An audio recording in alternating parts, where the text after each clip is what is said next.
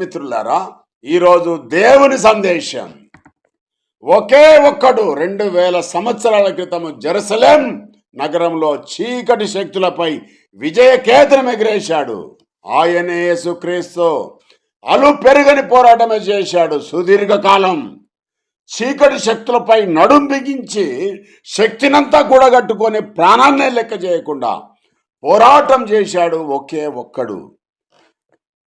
వేల మంది శత్రువులు ఓర్వలేక నిందలు మోపి చంపుతాం నిన్ను అని కత్తులు నూరినా ఏ మాత్రం మడిమ తిప్పకుండా ప్రపంచాలను తన మాట చేత కలగజేసిన సృష్టికర్త అయిన యెహోవా చిత్త ప్రకారం ప్రాణం పెట్టాడు కల్వరిగిరిలో క్రీస్తు.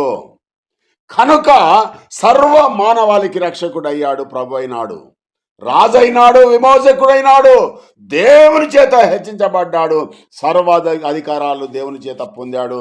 ఎంత గొప్ప ధన్యత మరి!